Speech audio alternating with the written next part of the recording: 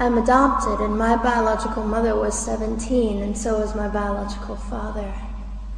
She was 7.5 months pregnant when she decided to go to Planned Parenthood, which is the largest abortion provider in the world, and they counseled her to have a late-term saline abortion, which is a saline salt solution that is injected into the mother's womb. The baby gulps that solution, it burns the baby inside and out, and then she is to deliver a dead baby within 24 hours. And to everyone's great shock and surprise, I didn't arrive dead but alive on April the 6th, 1977 in a Los Angeles County abortion clinic. What's fantastic about this, about the perfect timing of my arrival, is that the abortionist was not on duty yet. So he wasn't even given the opportunity to continue on with his plan for my life, which was death. And I know that I'm in a government building, and a beautiful one it is, and I love your country as well as my own. But I know in the age that we live in, it is not at all politically correct to say the name of Jesus Christ in places like this. To bring him into these sorts of meetings, because his name can make people so terribly uncomfortable. But I didn't survive so I could make everyone comfortable. I survived so I could stir things up a bit. And I have a great time doing it.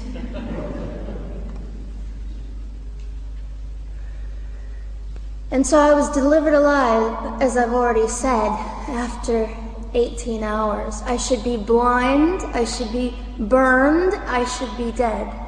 And yet I'm not.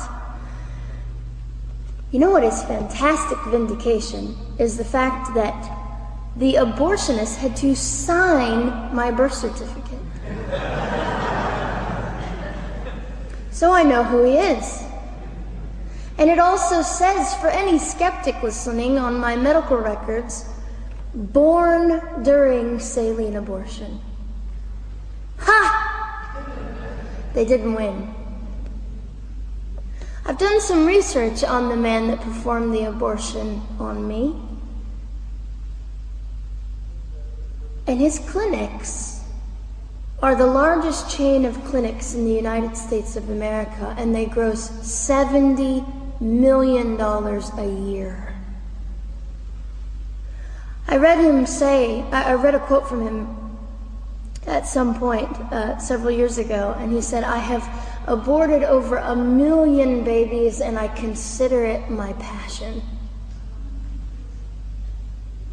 I tell you these things because, listen, ladies and gentlemen, we are in an interesting battle, whether we realize it or not, in this world. It is a battle between life and death. What side are you on? We're playing for keeps. We're playing I'm hoping to be hated by the time that I die so that I can feel God about me and understand what it was to be hated. He was hated. Christ was hated. And not that I look forward to being hated, but I know along my journey, I know I'm already hated because I declare life. I say, you didn't get me. The silent Holocaust didn't win over me. And my mission, ladies and gentlemen, among many things, is this: to infuse humanity into a debate that we have just compartmentalized and set on a shelf and said it is an issue. We have removed our emotions. We are becoming harder. Do you really want that? How much are you willing to take, and how much are you willing to risk to speak the truth in love and graciousness and stand up and at least be willing to be hated? Or at the end of the day, is it all about you? or me. And so, after that, I was placed in an emergency foster care home where they decided they didn't like me very well, and as I'm fond of saying, I don't know how you could not adore me right from the start. What is wrong with these people? But they didn't. You see, I've been hated since conception by so many, and loved by so many more, but most especially by God. I'm his girl. You don't mess with God's girl. I got a sign on my forehead that says, you better be nice to me because my Father runs the world. So after I was placed in the mean home, I was taken out of the mean home and placed into another home, a beautiful home, Penny's home. And she said by this time I was 17 months old, 32 pounds of dead weight, and diagnosed with what I considered to be the gift of cerebral palsy, which was caused directly by the lack of oxygen to my brain while I was trying to survive. Now, I am just compelled to say this. If abortion is merely about women's rights, ladies and gentlemen, then what were mine? There was not a radical feminist standing up and yelling about how my rights were being violated that day. In fact, my life was being snuffed out in the name of women's rights. And ladies and gentlemen, I would not have cerebral palsy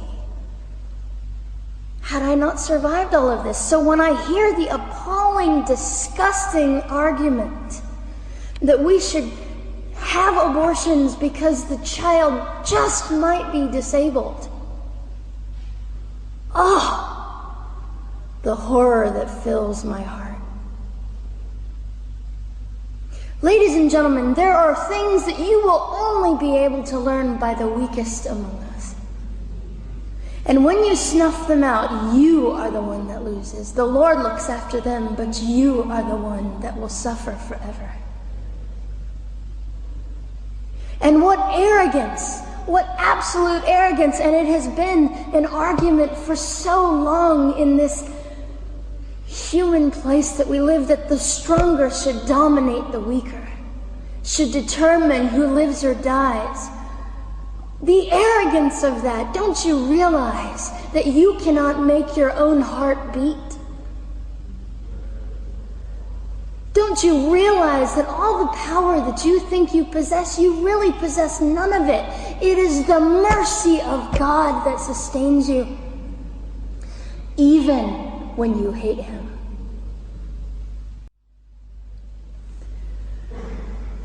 So they looked at my dear Penny and they said, Gianna will never be anything, which is always encouraging.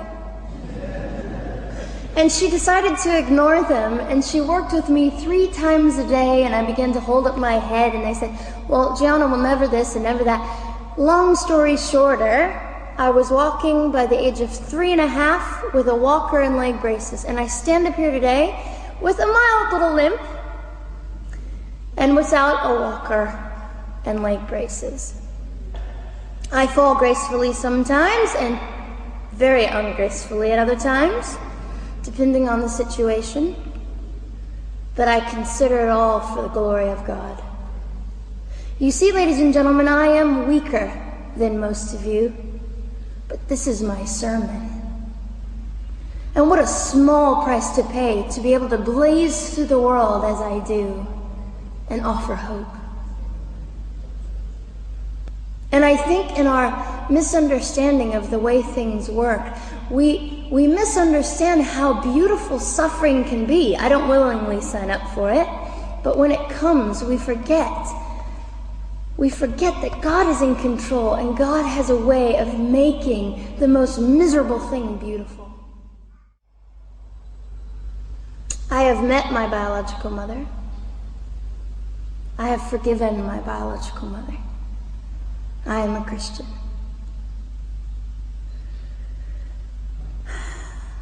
She's a very broken woman. She came to an event I was having 2 years ago, showed up unannounced, and said, "Hello, I'm your mother." And it was a very difficult day. And yet, while I was enduring all of this, you'll probably think I'm silly, but I was sitting there and I was thinking, I don't belong to you. I belong to Christ. I'm his girl, and I'm a princess. So no matter what you say, in all your anger and brokenness and rage, it's not mine to keep. It's not mine to carry, and I won't. I was saying all this inside. So ladies and gentlemen, you have an opportunity. But for just a brief moment, I would like to speak directly to the men in this room and do something that is never done. Men, you are made for greatness. You are made to stand up and be men. You are made to defend women and children, not stand by and turn your head when you know murder is occurring and do nothing about it. You are not made to use women and leave us alone. You are made to be kind and great and gracious and strong and stand for something. Because men, listen to me, I am too tired to do your job. Women, you are not made for abuse. You are not made to sit and not know your worth and your value. You are made to be fought for forever. So now is your moment. What sort of people are you going to be? I trust incredible. I trust, men, you will rise to the occasion.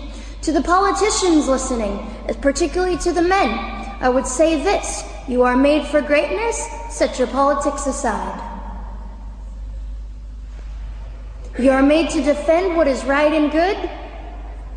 This fiery young girl will stand here and say, now's your moment. What sort of man do you want to be? A man obsessed with your own glory, or a man obsessed with the glory of God?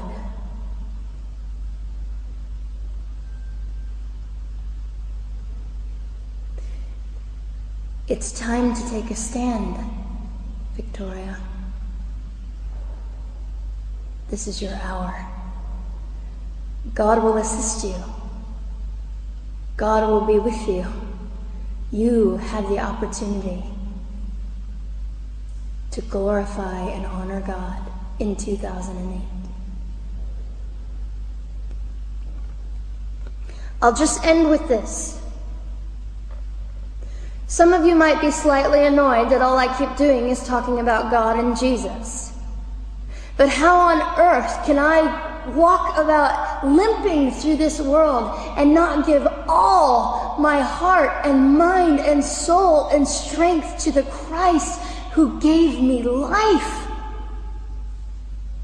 So if you think I'm a fool, it's just another jewel in my crown.